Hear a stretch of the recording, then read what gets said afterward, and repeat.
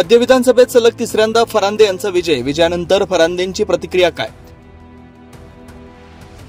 राज्यभरात आज विधानसभेच्या 288 जागांचा निकाल लागलाय। लोकसभेत सपाटून मार खाल्ल्यानंतर राज्यात महायुतीने जोरदार मुसंडी मारली। राज्यभरात 224 जागांवर आघाडी मारली आहे। नाशिक शहरासह संपूर्ण जिल्ह्याचं नाशिक मध्य मतदारसंघाकडे लक्ष लागलं होतं। नाशिक मध्य मतदारसंघात भाजपच्या विद्यमान आमदार देवयानी फरांदे आणि शिवसेना ठाकरे गटाचे माजी आमदार वसंत गीते अशी प्रमुख लढत होती। मात्र भाजपच्या देवयानी फरांदे यांचा 17,800 मतांनी विजय झालाय। एकूणच राज्यभरात या निवडणुकीत भाजपाला मोठ्या प्रमाणात यश आलंय। विजयाची घोषणा होताच देवयानी फरांदे यांनी मतदारांचे आभार मानत भाजपाचा मुख्यमंत्री व्हावा अशी भावना व्यक्त केली आहे। मी नाशिक मध्य विधानसभा मतदारसंघाच्या मला ज्यांनी मतदान दिले त्या सगळ्या मतदारांचं मनापासून त्यांचे आभार मानते की त्यांनी माझ्यावरती परत तिसऱ्यांदा विश्वास दाखवला आणि मला ह्या अटीतटीच्या निवडणुकीमधनं त्यांनी मला विजय प्राप्त करून दिला। त्याच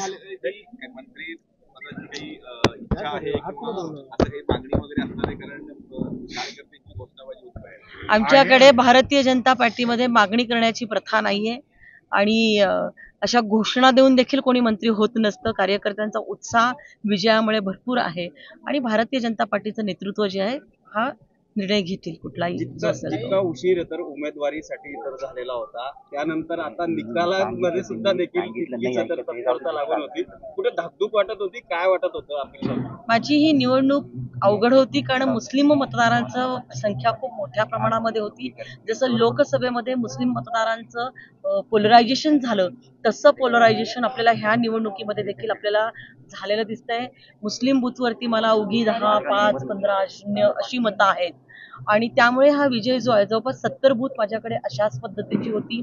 जवळपास 55 स्लम म्हणजे स्लम वस्त्या, गरीब वस्त्या ह्या मतदारसंघामध्ये येतात आणि त्यामुळे ही निवडणूक थोडी अटीतटीची आणि अवघड होती।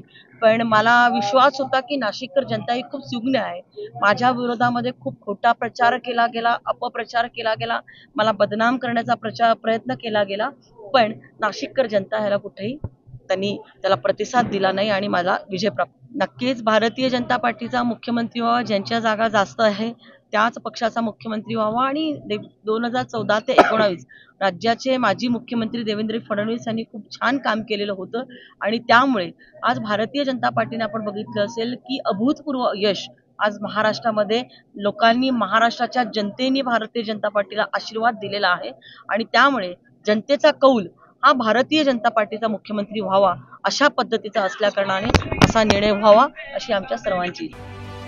याही निवडणूक अटीतटीची होती, मात्र मतदारसंघातील जनतेनं अपप्रचाराला बळी पडले नसल्याचं यावेळी आमदार देवयानी फरांदे यांनी सांगितलंय। 9 न्यूज महाराष्ट्र ब्युरो।